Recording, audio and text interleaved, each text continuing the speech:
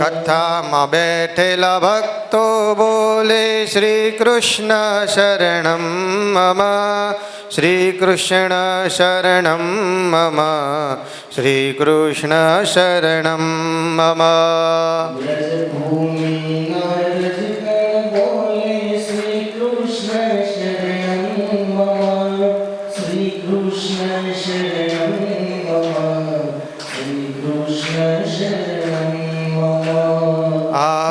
લીંબુ કોયલ બોલે શ્રી કૃષ્ણ શરણમ મમ, શ્રી કૃષ્ણ શરણમ મમ, શ્રી કૃષ્ણ શરણમ મમ. યમુના કેરી ધારા બોલે શ્રી કૃષ્ણ.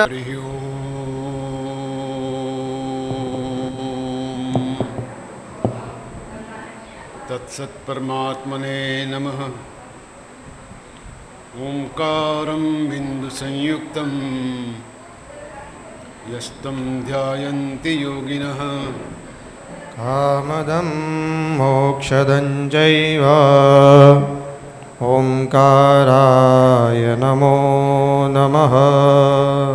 યં બ્રહ્મા વરુણેન્દ્રરુદ્રમરુતઃ શૃण्वन्ति દિવ્યૈસ્તવૈः વેદૈः સાંગપદક્રમોપનિષदैः ગાયन्ति યં સામગા. ધ્યાનાવસ્થિતગતેન મનસા પશ્યન્તિ યં યોગિનો યસ્યાન્તન્ન વિદુઃ સુરાસુરગણા દેવાય તસ્મૈ નમઃ. વસુદેવ સુતં દેવં કંસચાણૂરમર્દનમ દેવકી પરમાનંદં કૃષ્ણં વંદે જગદ્ગુરુમ. ઓમ નમો ભગવતે વાસુદેવાય. શ્રી નેત્રેશ્વર મહાદેવ કી જય. નેત્રેશ્વરી માત કી જય. દુધેશ્વર મહાદેવ કી જય. સતી માતા સિદ્ધેશ્વરી માતા કી જય. ઉમિયા માત કી જય. પંચમુખી હનુમાનજી મહારાજ કી જય. નમઃ પાર્વતી પતયે હર હર મહાદેવ હર.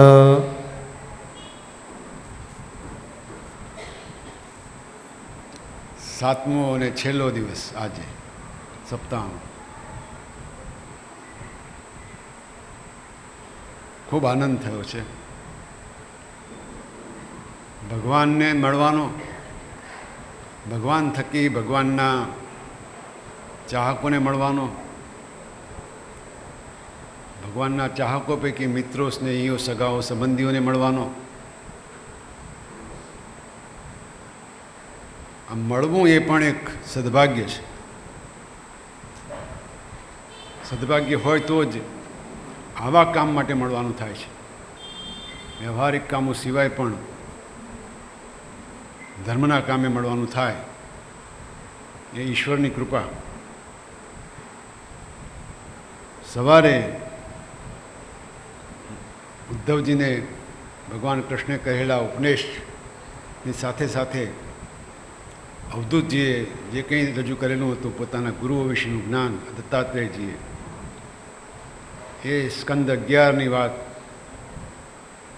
આપણે વિગતથી કરેલી હતી. આ અધ્યાત્મ સાંભળ્યા પછી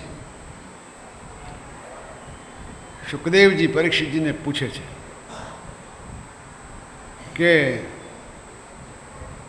બેટા, હવે તને કંઈ સાંભળવાનું મન છે? આટલું સમજાવ્યા પછી તને જે કંઈ ઈચ્છા હોય, તને જે સમજ પડી હોય એ પ્રમાણે મને કહે. પરમહંસ શુકદેવજીને વંદન કરીને પરીક્ષિતજી મહારાજ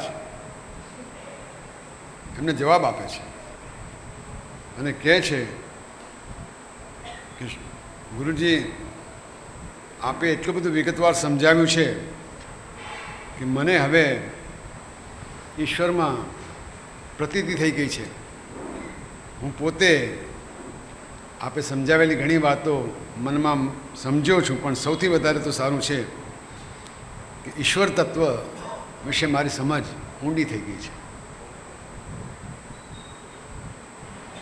શુકદેવજીએ એટલું બધું વિગતે સમજાવ્યું પછી આપણે જો એમ જોઈએ કે ભાગવતજીનું સમાપન કેવી રીતે થયું. શુકદેવજી જે રીતે લખે છે એ રીતે જ ભાગવતમાં કહીએ તો પહેલો મુદ્દો છે કે શ્રીમદ ભાગવતમાં શ્રી હરિની લીલાઓનું સંકીર્તન છે. અને યાદ રહે કે બ્રહ્માજી અને રુદ્ર શ્રી હરિથી જુદા નથી, એક જ તત્વ બધે વિલસે છે. આ પહેલી વાત છે. શ્રી હરિ, બ્રહ્માજી, રુદ્ર અથવા શિવજી, આ ત્રિદેવ આ સમગ્ર સૃષ્ટિનું સંચાલન કરે છે પરબ્રહ્મ પરમાત્માની પ્રેરણાથી. એટલે આપણે હમણાં શ્લોક પ્રાર્થના વખતે કહ્યો, યમ બ્રહ્મા વરુણેન્દ્ર રુદ્ર મરુત સ્તુન્વંતિ દિવ્ય સ્તવૈ. દિવ્ય સ્તવનોથી જે તત્વની પ્રાર્થના કરે, સ્તુતિ કરે છે. સ્તુન્વંતિ દિવ્ય સ્તવૈ દેવૈ સાંગપદક્રમોપનિષદૈ. ઉપનિષદો પણ પોતાના તમામ અંગોપાંગો સાથે, ઉપક્રમ સાથે જે દેવની સ્તુતિ કરે છે. ગાયંતી યમ સામગાહ. અને વેદો પૈકી સામવેદના ગીતકારો, ગાયકો જે દેવની સ્તુતિ કરે છે. ગાયંતી એમ સામગા ધ્યાનાવસ્થિત તદ્ગતેન મનસા. ધ્યાનમાં જેનું દર્શન કરવા માટે મુનિઓ તલસે છે અને એનું દર્શન થાય. ધ્યાનાવસ્થિત તદ્ગતેન મનસા પશ્યંતી એમ યોગીનો. યોગીઓ, મુનિઓ, ઋષિઓને ખૂબ પ્રયત્નો પછી જેના દર્શન થાય છે. પશ્યંતી એમ યોગીનો યસ્યામ તમ ન વિદુઃ સુરા અસુરગણા. એવા તમને સૂર અને અસુર આ બધાની વાત કરીએ તો એવા દેવાય તસ્મૈ નમઃ. એટલે આ બધી જ સૃષ્ટિની રચના થઈ એની ઉપર જે પરબ્રહ્મની આપણે પહેલેથી વાત કરી, સત્યની, એ સત્યની આ આખી પરંપરાગત કથા એની પહેલી વાત કરે છે શુકદેવજી કે એમાં કોઈ અલગ નથી. બીજી વાત કરે છે, હે પરીક્ષિત, હવે હું મરીશ એ ભાવના છોડી દો. મરવું વાક્ય બરાબર નથી, કેમ કે શરીર પહેલાં પણ નહોતું, અત્યારે પણ નથી અને પછી પણ નહીં હોય. એ જ રીતે તમે પણ શરીરમાં રહેલા, દેહમાં રહેલો દેહી એ પહેલાં પણ હતો, અત્યારે પણ છે અને પછી હશે. એટલે મૃત્યુ જેવું કંઈ છે જ નહીં. આ જ વાત આપણે મૃત્યુંજય મંત્રમાં ઓમ ત્રંબકમ યજામય સુગંધિમ પુષ્ટિવર્ધનમ ઉર્વારુકમેવ બંધનાન મૃત્યુર્મુક્ષ્યમામૃતા તેમ કહીએ ત્યારે ઉર્વારુક, પાકું ફળ જેમ પટ્ટ કરતું તૂટી પડે તેમ હે ભગવાન મને અમરત્વ,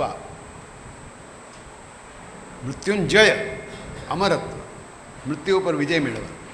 એટલે હે પરીક્ષિત, હવે આ શરીર એના વિશે ચિંતા કરવાની નથી. એ પહેલાંય નહોતું ને હવે નહીં હોય. અને જે છે એ પહેલાંય હતો ને અત્યારે હશે. પછી કહે છે બીજમાંથી અંકુર થાય એ રીતે એક દેહમાંથી બીજો દેહ મળે છે. અને આ રીતે સતત ચક્ર ચાલ્યા કરે છે. કોઈ કોઈને પેદા કરતું નથી અને કોઈ કદી પેદા થતું નથી. ગીતામાં સરસ કીધું, દેહિનોસ્મિન યથા દેહ હોય કૌમારમ યૌવનમ જરા. આ શરીરમાં બાળપણ આવે, જુવાની આવે, ઘડપણ આવે.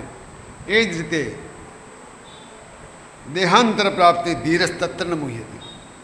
એમ એક દેહમાંથી બીજા દેહમાં જઈએ, બચપણમાંથી યુવાની થાય તો આપણને રડવું આવે છે કે આ બચપણ જતું રહ્યું, આ તો યુવાની આવી ગઈ. કોઈ એવું કહેતું નહીં, બધાને મજા આવે છે, યુવાન થઈ ગયા. યુવાન ના થયા હોય એવું કે હવે જુવાન થઈ ગયા, મોટા થઈ ગયા. યુવાનીમાંથી વૃદ્ધત્વ આવે તોય પણ કોઈ રડવા બેસતું નથી. પણ જ્યાં એક દેહમાંથી બીજા દેહમાં જાય એ દુઃખી થઈ જાય છે કે આ તો દેહ બદલાઈ ગયો. પરીક્ષિતજી કહે છે કે સ્વપ્નમાં માથું જેમ કપાઈ જાય અને પછી શરીરની બધી જ અવસ્થાઓ પણ સ્વપ્નમાં જ થાય, એને આત્મા સાથે કોઈ સંબંધ નથી. તુલસીદાસજી રામચરિતમાં કહે છે જબ સપને સર કાટે કોઈ, બિનું જાગે દુઃખ દૂર ન હોય. જાગીએ તો દુઃખ દૂર થઈ જાય.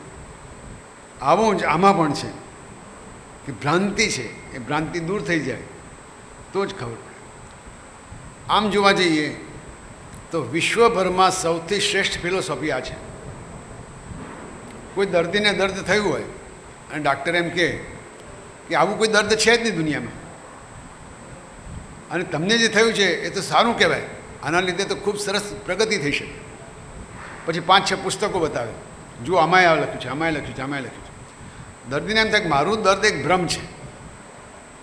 અને કદાચ છે ને, જો સામાન્ય રીતે માનસિકતાથી પીડાતો હોય તો તેનું દર્દ દૂર થઈ જ જાય. આવી રીતે સત્ય સમજાય. આ તો ડાક્ટરે તો એને સમજાવવા માટે કર્યું, પણ જો સત્ય સમજાય કે મૃત્યુ જેવું કંઈ છે જ નહીં, તો માણસને મૃત્યુનો ડર જતો રહે. અને મૃત્યુ જેવું કંઈ છે નહીં કહેવા માટે 7 દિવસ ટૂંકા નથી પડ્યા. ખ્યાલ આવી જવો જોઈએ કે મૃત્યુ જેવું કંઈ છે જ નહીં. એક દેહમાંથી બીજા દેહમાં જવાનું. એટલે એ પણ સમજાવે છે, ઘડાનું આકાશ, ઘડો ફૂટે તો હોય બીજા આકાશ સાથે કંઈ ભળતો નથી, આકાશ તો એનું એ જ રહે છે. આ શુકદેવજી સમાપન કરે, કન્ક્લુઝન કરે છે. પોતે જે કંઈ 12 સ્કંધમાં કીધું છે એનું પૂર્ણાહુતિમાં કન્ક્લુઝન, સંકલન કરે છે. એટલે આપણને યાદ આવે બ્રહ્મ સત્ય જગન મિથ્યા, અયમ આત્મા બ્રહ્મ, ઉપનિષદના વાક્યો છે. આ આત્મા એ જ બ્રહ્મ છે. ઘડો અને આકાશ, બહારનું આકાશ અને અંદરનું આકાશ, કોઈ ભિન્નતા છે નહીં. જે બહાર છે અંદર છે. અને ખૂબ સરસ રીતે આપણે સમજાય છે. છતાંય પણ આપણે પ્રકૃતિ જેને કહીએ છીએ, સ્વભાવ કહીએ છીએ, નેચર કહીએ છીએ કોઈને. બહાર પણ જે દેખાય છે નેચર જ કહીએ છીએ. બહાર નેચર કેટલું બધું સરસ છે. નેચરમાં અમારે તો નેચરલ સીનમાં પહાડો, નદીઓ વગેરે વગેરે છે એમ આપણે કહેતા હોઈએ. બાળકને નેચરલ સીન દોર, પ્રાકૃતિક સૌંદર્ય દોર, તો પહાડ દોરશે, નદી દોરશે, ઝરણા દોરશે. આ બધું શરીરમાં પણ છે. યથા દેહે તથા દેવે, બહાર છે એ જ અંદર છે. બહાર જળ છે, બહાર અગ્નિ છે, બહાર વાયુ છે, બહાર આકાશ છે, બહાર પૃથ્વી છે, એ જ શરીરમાં છે. There is no difference whatsoever. કોઈ તફાવત નથી. અને એટલે મન જ આ બધું તફાવત ઊભો કરે છે. મન માને છે કે હું શરીર છું, હું હાથ પગ છું, હું આ કરું છું, અને પેલા આત્માને પરાણે માનવા માટે પ્રેરે છે. અને સામાન્યતઃ આત્મા એ સ્વીકારી લે છે. મન એવ મનુષ્યાણામ કારણમ બંધ મોક્ષયો. અને રુદ્રાષ્ટાઈમાં બગડે જજ્જાગ્રતો દૂરમ ઉદયતિ દૈવંત દુસુતસ તથૈવૈતિ દૂરંગ મન જ્યોતિખાન જ્યોતિરેકંતન મે મનઃ શિવ સંકલ્પમસ્તુ. હે મન, તું કલ્યાણકારી સંકલ્પ કર, કારણ કે દૂર સુધી તારી પહોંચ છે. માઇલો સુધી એક પલકવારમાં તું પહોંચી જાય છે. જાગીએ ત્યારે પણ, સૂતા હોઈએ ત્યારે પણ, સ્વપ્નમાં હોઈએ ત્યારે પણ, હે મન, તારો પ્રવાસ તો અખંડ અને અનંત હોય છે. એટલે તું જો શિવ સંકલ્પ કરીશ તો કામ પાર પડી જશે. મન જ આત્મા છે. અને જ્યાં સુધી કોડિયામાં દિવેટ હોય, તેલ હોય અને દિવાસળીનો યોગ થાય તો દીવો થાય. પણ જે ઘડીએ દિવેટ બળી ગઈ કે તેલ ખૂટી ગયું, આપોઆપ દીવો રાણ થઈ જાય. પણ એનો અર્થ એવો નથી કે તેજ નામનું તત્વ ખલાસ થઈ ગયું છે. તેજ તો યથાવત છે. કુદરતમાં રહેલું તેજ તત્વ જેમ છે એમનું એમ જ રહે છે. એટલે એની પણ ચિંતા કરવા જેવી નથી. શુકદેવજી એક બીજી વાત પણ કરે છે, હે રાજા, તમે જ પોતાની વિવેક બુદ્ધિથી પરમાત્માનું ચિંતન અને સાક્ષાત્કાર કરો. આ વિવેક બુદ્ધિ શબ્દ શરૂઆતમાં પણ કીધો હતો કે એવું કંઈક અમને કહો જેનાથી વિવેક જન્મે. આપણે 3 વખત એ વાત પુનઃ ઉચ્ચાર કર્યો હતો. વિવેક એટલે સારા નરસા વચ્ચેનો ખ્યાલ. વિવેક એટલે સાચા ખોટા વચ્ચેનો ખ્યાલ. આ ખ્યાલ ત્યારે જ આવે જ્યારે પોતાને પૂરી સમજણ હોય. અને જ્યારે આવી બુદ્ધિ જાગે ત્યારે બ્રહ્મત્વ જાગે, બ્રહ્મા જાગૃત થાય. બ્રહ્મા વિવેક બુદ્ધિનું પ્રતીક છે. તો આ વિવેક જાગૃત થાય તો તમે પરમાત્માનું ચિંતન કરી શકો, પરમાત્માનું ધ્યાન કરી શકો, અને ધ્યાન કરતાં કરતાં સાક્ષાત્કાર કરી શકો. પછી વળી ઉમેરે છે, હે રાજા, તમે મૃત્યુના પણ મૃત્યુ છો. કેમ કે મૃત્યુને મારવાનું કામ તમારે જ કરવાનું છે, કોઈ બીજો મૃત્યુને મારવાનો નથી. જે ભ્રાંતિ આપણે ઊભી કરી છે મૃત્યુ નામની, એ ભ્રાંતિ આપણે જ દૂર કરવાની છે. કોઈ કે મને માથું દુખે છે, કોનું માથું દુખે છે? મારું. તો તારું માથું છે, તારે કંઈક કરવું પડશે. શું કરવું? પણ ચિંતા કરે છે. હા, ચિંતા થાય છે. કોને થાય છે? મને. તને ચિંતા થાય છે તો તારું માથું દુખે છે. આપણે હંમેશા કારણ બહાર શોધીએ છીએ, કારણ કે બહાર શોધવાથી બહારના માણસને આપણે અપરાધી તરીકે તરત પકડી શકીએ, પણ 99% કેસમાં પોતે જ અપરાધી હોઈએ છીએ. જે થાય છે એમાં કાં તો શારીરિક કારણ, માનસિક કારણ, સામાજિક કારણ, આધ્યાત્મિક કારણ, અને એટલે આધિદૈવિક, આધિભૌતિક, આ બધા દ્રશ્યો ઊભા થાય છે. જો પોતાની ઉપર કંટ્રોલ હોય તો આ પરિસ્થિતિ સર્જાય નહીં. ભગવાનને સુખદેવજી કહે છે, ચોદિતો વિપ્રવાક્યે ન નત્વામ દક્ષતિ તક્ષક મૃત્યવો ન પ્રદક્ષિણતી મૃત્યુનામ મૃત્યુમીશ્વર. જો પરીક્ષિત, હવે આ તારી જે સ્થિતિ થઈ છે એ સ્થિતિમાં કદાચ તક્ષક આવે કે ન આવે, તક્ષક ડંખે કે ન ડંખે, તને ઝેર ચડે કે ન ચડે, મૃત્યુ આવે કે ન આવે, તું તો એ બધું કૂદી ગયો છો. હવે એનો કોઈ ડર નથી. જો મૃત્યુનો ડર નથી તો તક્ષકના ડંખનો ડર નથી. જે ડર છે જતો રહ્યો છે તે કે તું મૃત્યુનો પણ અત્યારે જીતી ચૂક્યો છે. અને તારે માત્ર એક જ ચિંતન કરવાનું છે. શું ચિંતન? અહમ બ્રહ્મ પરમ ધામ બ્રહ્માહમ પરમમ પદમ એવમ સમીક્ષન્નાત્માનમ આત્મન્યાધાય નિષ્કલે. સતત તારી પોતાની ઓળખ તારે જાળવી રાખવાની છે. પોતાની ઓળખ શું છે? અહમ બ્રહ્મ, હું બ્રહ્મ છું. આખા એ ઉપનિષદો વેદોમાં આ વાક્ય મૂળ વાક્ય કહે, અહમ બ્રહ્માસ્મિ, હું બ્રહ્મ છું. અને એની ઉપર વેદ લખાણા, એની ઉપર ઉપનિષદો લખાણા, એની ઉપર પુરાણો લખાણા, પણ અહમ બ્રહ્મની જ્યાં સુધી ખ્યાતિ ન થાય ત્યાં સુધી ભ્રમ રહેવાનો કે હું કંઈક બીજું છું, હું મરી જવાનો છું, હું માંદો પડવાનો છું, મારે ઝઘડો થયો છે, મને ક્રોધ આવ્યો છે. એ મનેમાં જે હું છે એ ઓળખાણ થાય એટલા માટે 7 દિવસ સુધી પ્રયત્નપૂર્વક ઘસી ઘસીને એકનો એક મલમ લગાવવાનો થાય છે. કહે છે છેલ્લે, હે આત્મ સ્વરૂપ બેટા પરીક્ષિત, તને તારા પૂછેલા પ્રશ્નનો જવાબ હવે મળ્યો. પરીક્ષિતનો જવાબ છે, અજ્ઞાનમ ચંદ્રસ્તમ મે જ્ઞાન વિજ્ઞાન નિષ્ઠે. શેનાથી? જ્ઞાન અને વિજ્ઞાનમાં નિષ્ઠા થવાથી મારું અજ્ઞાન દૂર થયું છે. ભવતા દર્શિતમ ક્ષેમમ પરમ ભગવત પદમ. તમે મને ક્ષેમ બતાવ્યું છે, કુશળ બતાવ્યું છે. અને ક્ષેમ બતાવવા માટે શબ્દ બહુ સરસ રીતે છે. જે શ્રેય છે એ તમને ક્ષેમ તરફ લઈ જાય. શ્રેય એટલે કલ્યાણકારી છે. જે વસ્તુઓ કલ્યાણકારી છે, જે શબ્દો, જે સાહિત્ય, જે આકૃતિ, જે મૂર્તિ, જે વિગ્રહ, જે વાતાવરણ કલ્યાણકારી છે એ તમને ક્ષેમ તરફ લઈ જાય છે. પણ સામાન્ય રીતે એવું આપણને ગમતું નથી. આપણને એ ગમે છે જે પ્રિય છે, જે આપણને પ્રિય છે. સુનીતિ અને સુરુચિ જેવી વાત છે. જે ગમે છે એ તમને સાચા રસ્તે લઈ નહીં જાય. જે નથી ગમતું પણ ખરેખર શ્રેયસ્કર છે એ તમને ખરેખર શ્રેય તરફ લઈ જાય. આમ પરીક્ષિતજીનો સુખદેવજી સાથેનો સંવાદ જ્યાં પૂરો થયો ત્યાં જ તે પછી કળિયુગના રાજવંશોનું વર્ણન થયું છે.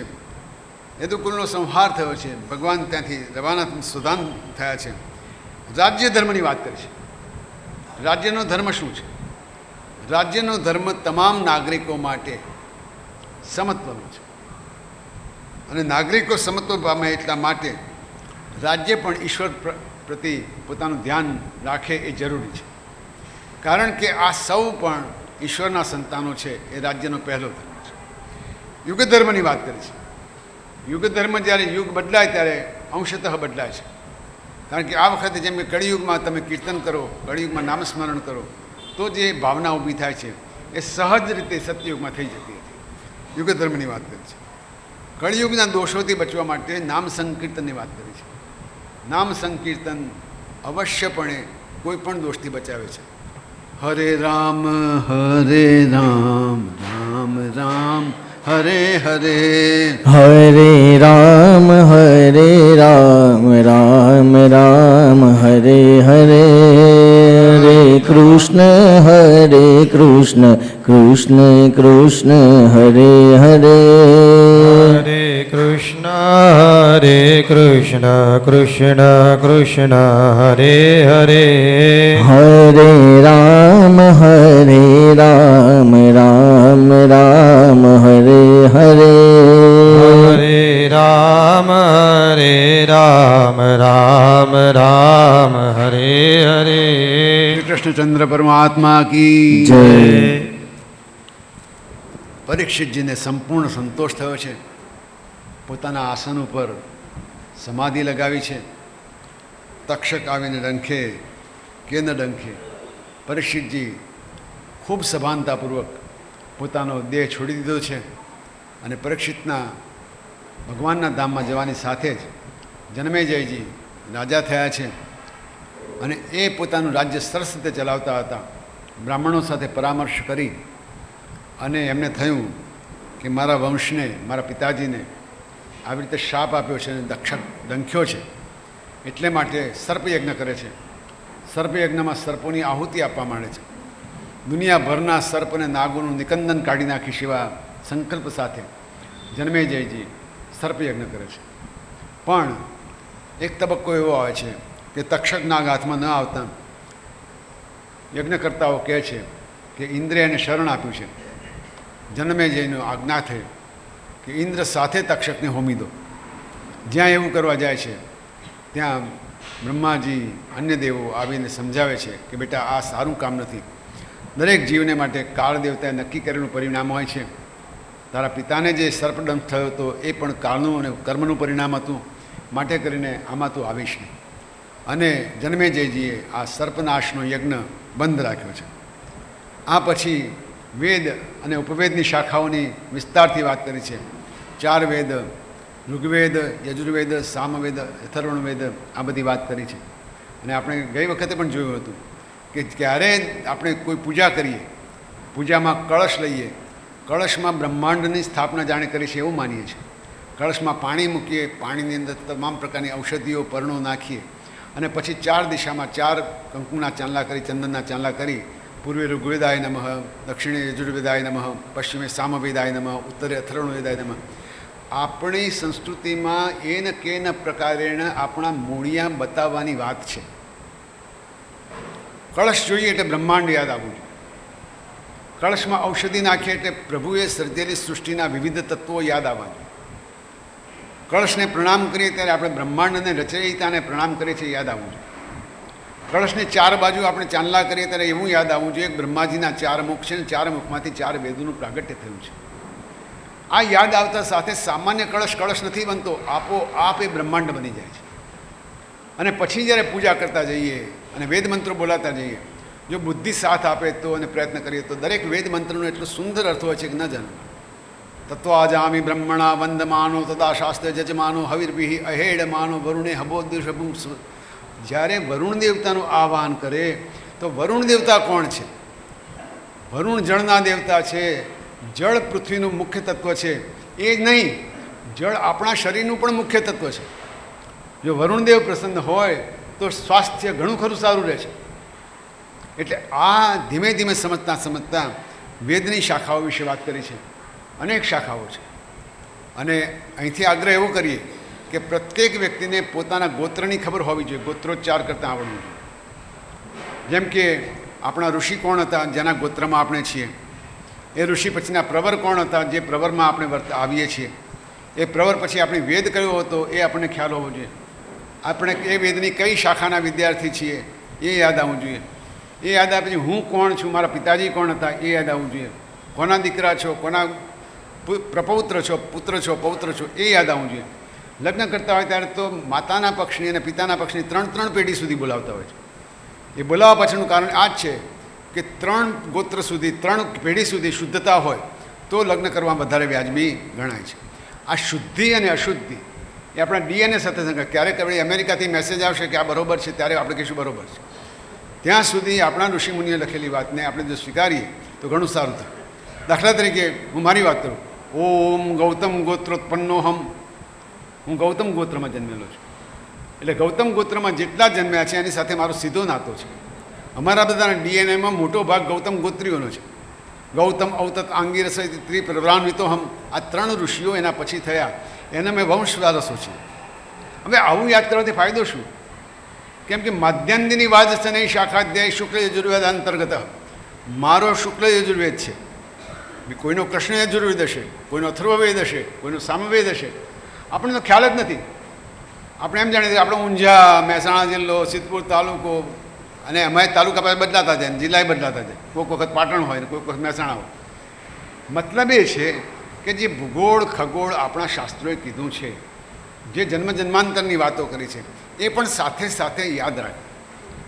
કેમ કે જો મારે કોઈને શીખવવું હોય તો મારી એના માટે ક્ષમતા હોવી જોઈએ. શુક્લ યજુર્વેદનો અભ્યાસ મારે કરવો જોઈએ, માધ્યંદિની શાખાનો અભ્યાસ કરવો જોઈએ, અને એની કોઈ પણ સંહિતા હોય એનો અભ્યાસ કર્યા પછી શક્ય તો બીજાને ભણાવવી જોઈએ. તો જ આપણી પરંપરા આગળ વધે. આમ વેદની સમજણ આપી છે. અને એક સરસ મજાનું આખ્યાન પણ કહ્યું છે. માર્કંડેયજી મુનિ હતા, ખૂબ તપસ્યા કરી છે, અને તપસ્યા કર્યા પછી એમણે એવું માગ્યું કે હે ભગવાન, તમે તમારી માયા મને બતાવો. ભગવાન તથાસ્તુ, માયા બતાવીશ. માર્કંડેયજી એક દિવસ બેઠા છે અને અચાનક જ નદી કિનારે સંધ્યા કરતાં કરતાં જોયું કે ચારેય બાજુથી દરિયા ઉમટી પડ્યા છે. પૂર આવ્યું છે. પૂર એટલું બધું વધી ગયું છે, વધતા વધતા વધતા બધું ડૂબવા માંડ્યું છે. એ પોતે પૂરમાં તણાવવા માંડે છે. તણાતા તણાતા ડૂબે છે, બહાર આવે છે, ડૂબે છે, બહાર આવે છે, ડૂબે છે, બહાર આવે છે, એમ કરતાં કરતાં ખૂબ ગભરાઈ ગયા છે. અને ઘણી લાંબી વાત છે, ટૂંકી કરીએ તો એમ એ દશામાં પ્રલયના એ પ્રલયંકારી પૂરની વચ્ચે એક વૃક્ષ દેખાય છે. અને એ વૃક્ષ જોઈને એમને આશ્ચર્ય થાય છે કે આટલા બધા પાણીના પ્રલયંકારી પૂરમાં પણ વૃક્ષ છે. અને થોડુંક મનમાં રાહત અનુભવે છે, પાણી ઉપર તરતા હોય છે. અને એ વૃક્ષમાં પાછું એક પાંદડું ચમકી રહ્યું છે. કોના પ્રતાપે ચમકી રહ્યું છે? કારણ કે ત્યાં એક નાનકડો બાળક સૂતો છે. વૃક્ષના પાંદડા ઉપર એક બાળક સૂતો છે. મનોહર મુખમુદ્રા છે, તેજસ્વી આંખો છે, અને આપણને લોભાવે એવું સ્મિત છે. એ બાળક માર્કંડેયજી સામે હસે છે. અને માર્કંડેયજીને સમજે પહેલાં તો બાળક શ્વાસ લે છે, શ્વાસમાં માર્કંડેયજી ચાલ્યા જાય છે. અંદર જઈને પણ જુએ તો પાછું વિશ્વ છે, બ્રહ્માંડ છે. માર્કંડેયજી પહેલાં ઉચ્છ્વાસની સાથે બહાર આવી જાય છે. બહાર આવીને થોડી વાર માટે વિચારવા પડે કે આ બધું શું છે. સ્તુતિ કરે છે ભગવાનની, અને પાછા જુએ છે તો કંઈક ન પૂર છે, ન ભગવાન છે, ન વૃક્ષ છે. ભગવાને માયા બતાવવાનું કીધું હતું.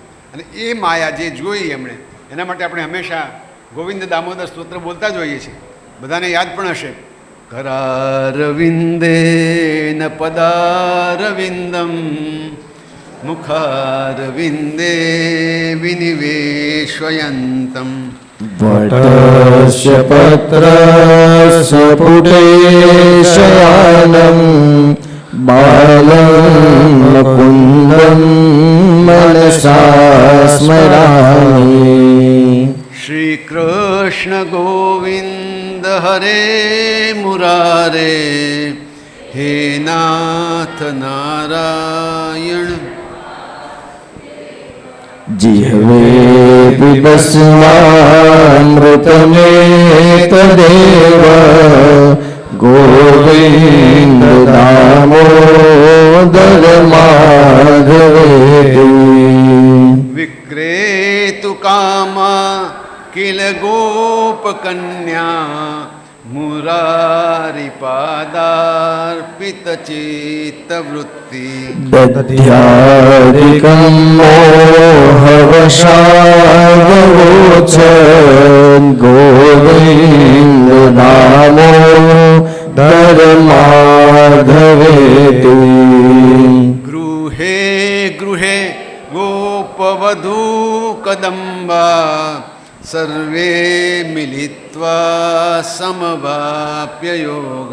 પુણ્યાનિ નામાનિ પઠન્તિ નિત્યં ગોવિંદ દામોદર માધવેતિ.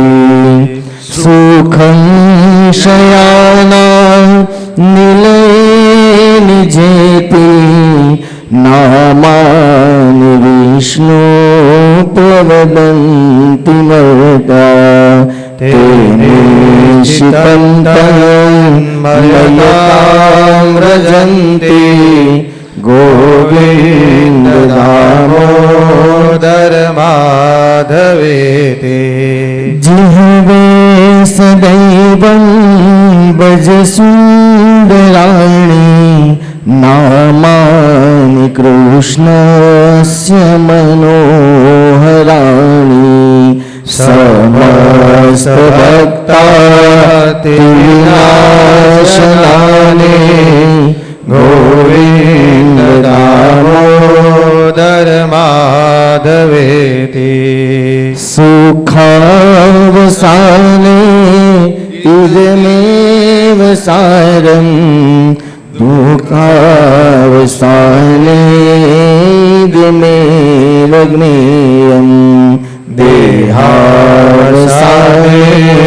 इदमेव प्राप्यं गोविन्द दामोदर माधवेति श्रीकृष्ण राधा वर गोकुलेश गोपाल गोवर्धननाथ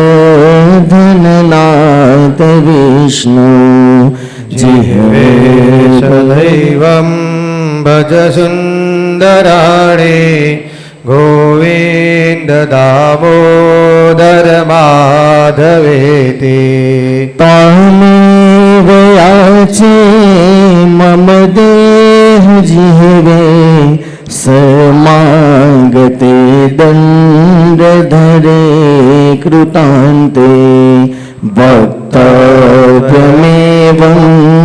मधुरं सुभक्त्या गोविन्द दामोदर माधवेति बोलिए श्री बालकृष्ण भगवान की जय, द्वारिकाधीश की जय, कृष्ण कन्हैया लाल की जय.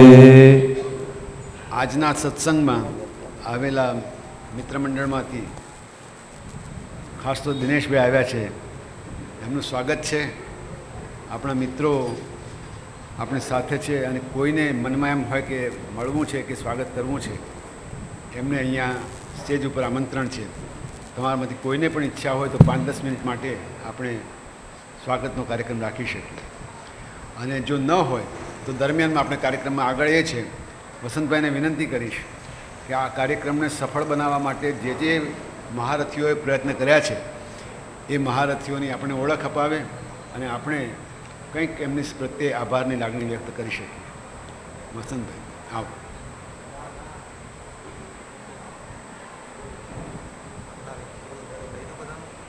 હા બોલો. આ આવી જાય પછી બોલો. આ પતી જાય ને પછી બોલો. ના ના અમને પછી બોલો. પછી દિનેશભાઈ આવી જાય પછી. આપણે હાલ ખાલી દિનેશભાઈનું રાખીશું સન્માન, બાકી બધા પછી થોડી વાર, બરાબર, 10 મિનિટ એમનું કહેવું એવું છે. બાકીના બધા પછી આપણે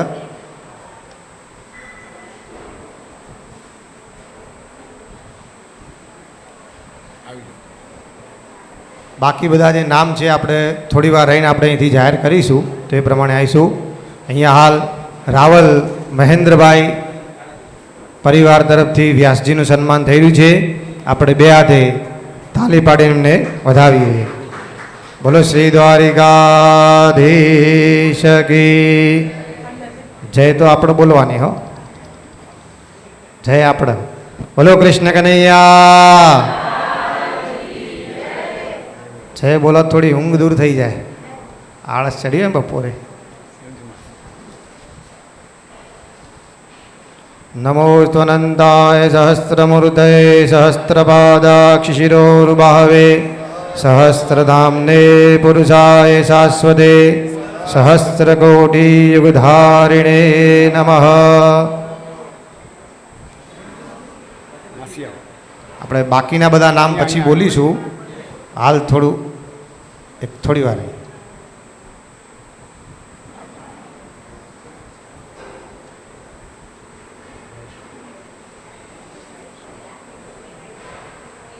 ઓહો હો પ્રભુ.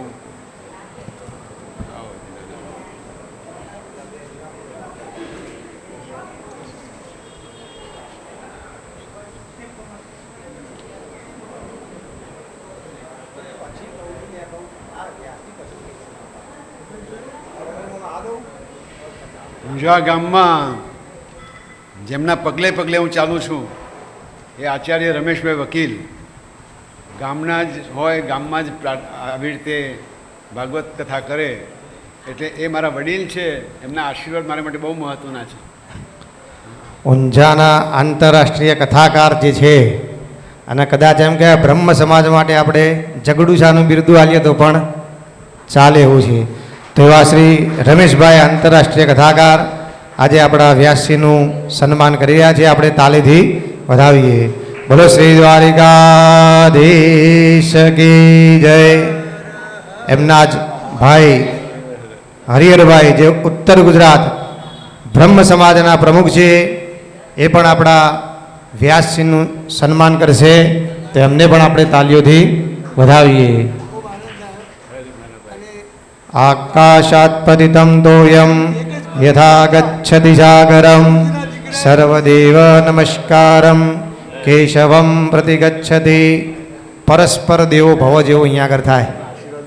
એક કથાકાર બીજા કથાકારનું સન્માન કરી રહ્યા છે. હવે આચાર્ય હરિહરભાઈ સન્માન કરી રહ્યા છે તો આપણે તાળીથી વધાવીએ.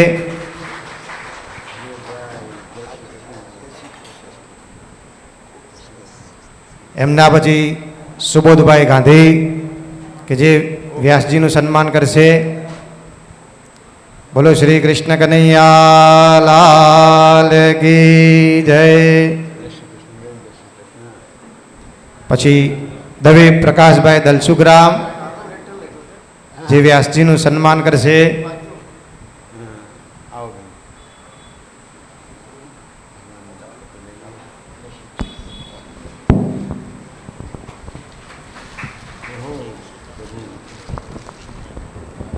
બોલો શ્રી કૃષ્ણ કનૈયા લાલ કી જય.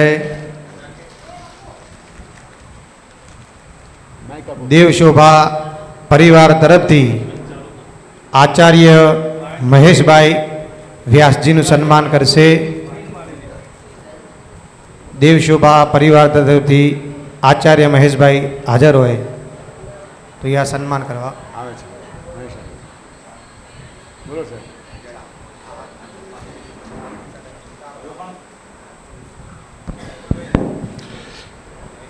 મહેશભાઈ પછી પણ કોઈને સન્માનની ઈચ્છા હોય તો આવી જાય, પછી આપણે કાર્યક્રમ આગળ વધારીશું.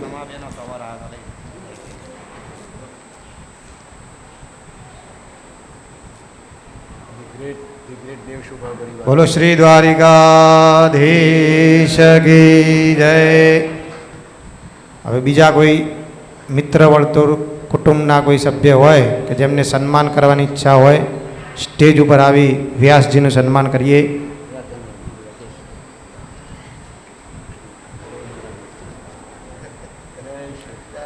જય શ્રી કૃષ્ણ.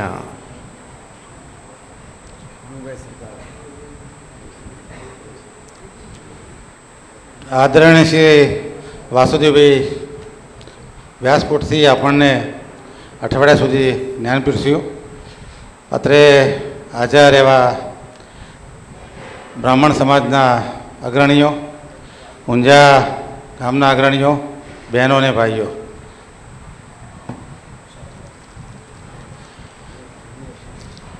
છેલ્લા 6 મહિના પહેલાં જ્યારે વાસુદેવભાઈ મળ્યા અને તેમણે ઈચ્છા વ્યક્ત કરી કે ભાઈ મારા પૂજ્ય માતુશ્રી પિતાશ્રીના નિમિત્તે મારે ભાગવત સપ્તાહનું આયોજન કરવું છે. થોડા મૂંઝાયેલા હતા કે શું કરવું, કેવી રીતે કરવું, કોણ કામ કરે, કોણ જવાબદારી લે. ત્યારે અમારા ત્યાં દર અઠવાડિયે સાહેબ આવે, કલાક 2-3 કલાક અમે સત્સંગ કરીએ છીએ કાયમ, દર અઠવાડિયે એકવાર. મેં કીધું કૃષ્ણ આપણી સાથે હોય તો પછી બધા ગોવાળિયા તો આપણી જોડે તમારી સાથે જ છે બધા, તમે કાર્ય ઉપાડી લો, તમારું કામ નિર્વિઘ્ને પૂરું થશે. આ કાર્ય માં વચ્ચે એકવાર પાછા એમના પણ કોઈ તારીખ નક્કી થઈ ગઈ, કંઈક વિઘ્નો આવ્યા કે કંઈક વિચારો બદલાયા, એટલે અમે બધા એમના જો ગોવાળિયા હતા બધા નારાજ થઈ ગયા કે ભાઈ સાહેબ આ વગર પૂછ્યા વગર આ પોસ્ટપોન કેમ કર્યું. ફરી પાછા અમે એમને કહ્યું કે કોઈ પણ તકલીફ નહીં પડે નહીં, અમે બધા તમારી સાથે છીએ અને સમગ્ર આયોજન કર્યું.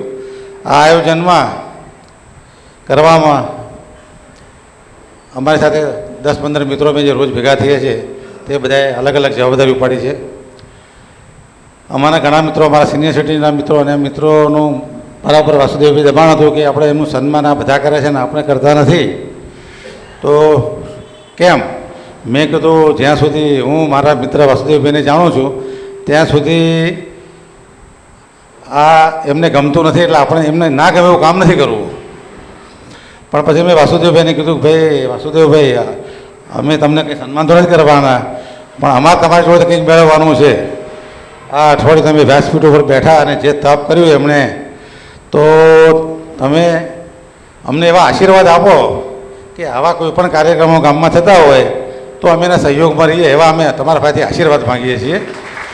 એટલે આ મારા કાર્યમાં જે સહભાગી છે એ મિત્રોને અત્યારે હું બોલાવીશ અહીંયા નામ દઈને, એ મિત્રો જ ઉપર આવે અને વાસુદેવભાઈ સાહેબ પાસેથી આશીર્વાદ લે, જે આપણા જીવનમાં કાયમ માટે આપણે સંભાળવું બની રહે. સૌ પ્રથમ તો જ્યારે આ નક્કી થયું ત્યારે એનું જાહેરાત કરવી પડે, બેનરો બનાવવા પડે, હોર્ડિંગ બનાવવા પડે, મંદિરો ઉપર લગાવવા પડે, વગેરે જાહેરાત કરવી પડે. તો આ કામ અમારા રમણભાઈ સથવારા, એ પોતે જાતે પેન્ટર છે, બધા બેનરો ડિઝાઇન કર્યા. આ બેનર ડિઝાઇન કર્યું, ક્યાં લગાવવા, પહેલાં જૂની તારીખમાં બની ગયેલા હતા, તારીખ બદલવી, અને આ બધું જ જવાબદારી દરેક મંદિરો પર જઈને જાતે લગાડી આપવાની જવાબદારી આ રમણભાઈ સથવારાએ ઉપાડી લીધેલી. તેમને હું ખૂબ ખૂબ અભિનંદન આપું છું. રમણભાઈ પછી ડૉક્ટર રમેશભાઈ અને ચેતનભાઈ CR, જે આ જાહેરાત કરવા માટે પછી ભાઈ એના હેન્ડબિલ બનાવવા, બધાને વોટ્સએપથી મેસેજો મોકલવા, મલ્ટીમીડિયામાં કામ કરવું, તે જવાબદારી રમેશભાઈએ ઉપાડી લીધી કે ના આ હેન્ડબિલ બનાવવા, છપાવવું, પેપરમાં આપવું, વગેરે વગેરે. એવા રમેશભાઈનો પણ હું ખૂબ ખૂબ આભારી છું. ત્યાર પછી આવે છે આપણે રસોડા કમિટી, કે રોજ સવારે ચાથી માંડી અને સાંજે બધાને જમાડીને મહેમાનો જે બહારથી આવ્યા હોય એમના પરિવારજનો હોય એમના ઘરે કોઈ પણ તકલીફ ન પડે તેની જવાબદારી અમારા દશરથભાઈએ ઉપાડી લીધી. દશરથભાઈને વિનંતી કરું ઉપર આવે. દશરથભાઈ અમે અમારા રસોડાના કોઈ પણ કાર્ય હોય તો એના એ નિષ્ણાત છે અને સંપૂર્ણ જવાબદારી કાંઈ ઉપાડતા હોય છે. અને મને લાગે છે કે અઠવાડિયામાં જે આ કંઈ મહેમાનો આવ્યા છે તેમને કોઈને કંઈ તકલીફ નહીં પડી હોય. દશરથભાઈનો પણ હું ખૂબ ખૂબ આભારી છું. દશરથભાઈની સાથે ટીમમાં DC પટેલ, તે પણ ખભો મિલાવીને તેમની સાથે કામ કર્યું અને આ સગવડ પૂરી પાડવા, કારણ કે ટીમ વર્ક વગર કંઈ કામ થતું નથી. એવા DC પટેલ,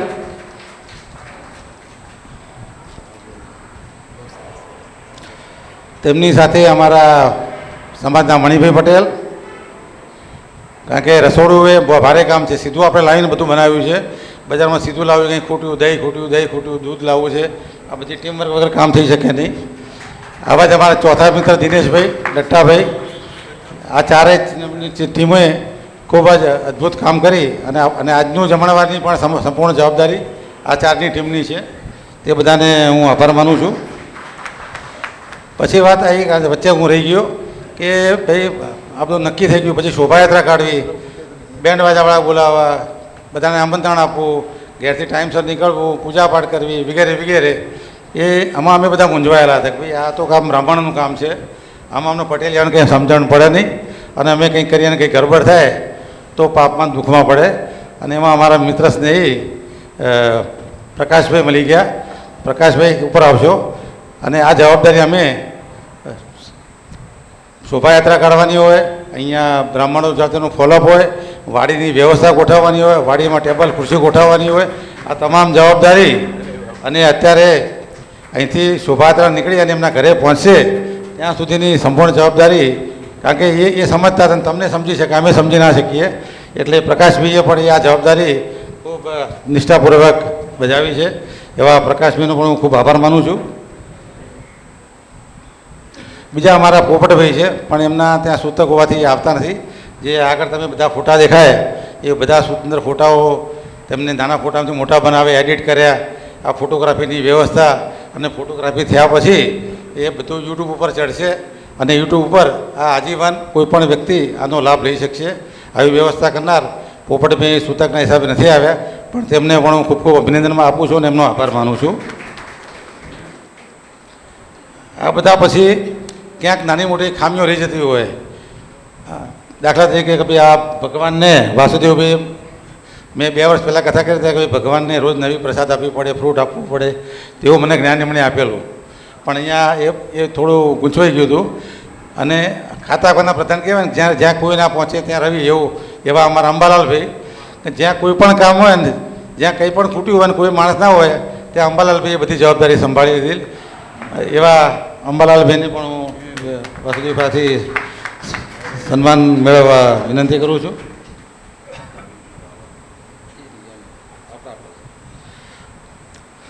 એટલે આવી રીતે આ કથા સપ્તાહનું આયોજન અને તેની સંપૂર્ણ સફળતા આ બધા મિત્રોનો આભારી છે. આપણે બધા શું તેમને તાલીઓથી ગડગડાટથી એમને વધાવી લઈએ.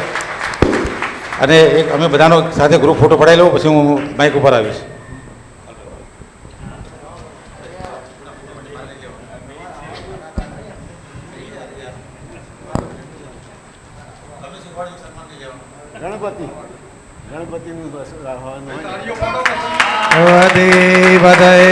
હર હર મહાદેવ. હર હર. મોર પીંછાથી રળિયામણો હોય.